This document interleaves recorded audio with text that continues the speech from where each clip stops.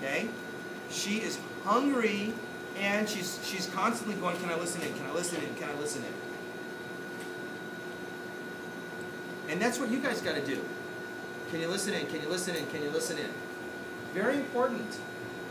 Because remember, at the end of the day, who's paying your bills? You. The other choice is don't participate, don't learn, and then go hungry. Okay? So overall, they don't know what you don't know, and they don't know what you're supposed to say. So don't worry about it. But when you're going through the training, you want to master it. So what do we do? The very first, and this is at a higher level, and I'm teaching you guys at a higher level. First thing I would do, guys, your story, write it down, is worth a fortune. When you do the wellness profile, the first thing you do, okay, outside of building rapport, so number one is rapport, okay? You try to find commonality. So rapport is people like themselves. Write it down. People like themselves. So you figure out how to find some kind of rapport. Okay? Does anyone have a question about rapport? How to find rapport?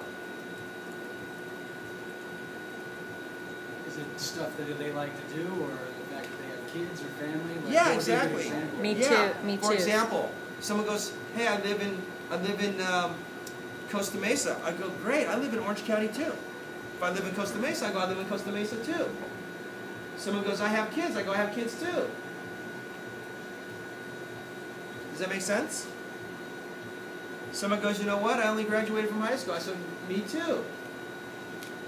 So you find out. Someone goes, "Oh yeah, I have only girls." I go, "Really? I only have boys."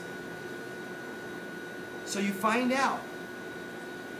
If it's a girl, at the worst case scenario, and you're a girl, guess what you have in common? Gender. Same thing with the guy. Okay? So people like themselves. So you got to find out little things, and if you listen and be a good listener, you're going to find ways to build rapport. That's number one.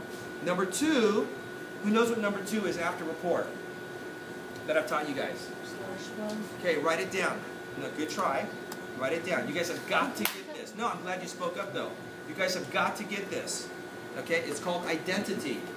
By the way, when you teach people, when I ask you guys the question, you wait 3 seconds. If somebody doesn't answer the question in 3 seconds, you give them the answer so that the people you're sitting around don't sit there and feel like they're dumb like a box of rocks. Okay, you're not trying to catch people, you're trying to teach people. Nobody answered, 3 seconds, okay, the answer is identity. What is identity? Write it down. Identity is, this is who I am, and this is what gives me the right to say what I'm about to say.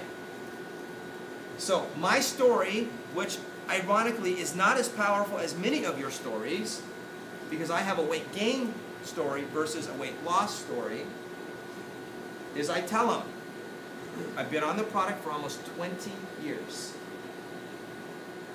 I'm almost 50, and I show my before and after picture. Why is that really critical, guys? Okay?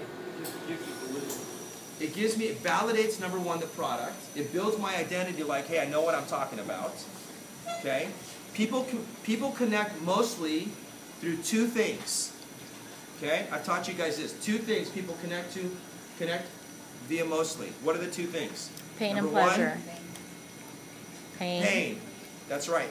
Very good. Write it down. Pain. Number two. Pleasure. No. Humor. Humor. People connect humor. This is connecting. First through pain and humor. Those are the two things. So when I show some of my before picture, guess how I'm connecting and building rapport with them? Humor. Both. That's painful to look like that, right? And do you understand? So what's important about that is that they don't think I showed up this way. They look at that picture and go, "Oh, that's hard to look at." Okay? And then I make light of it, and then I make a joke about it,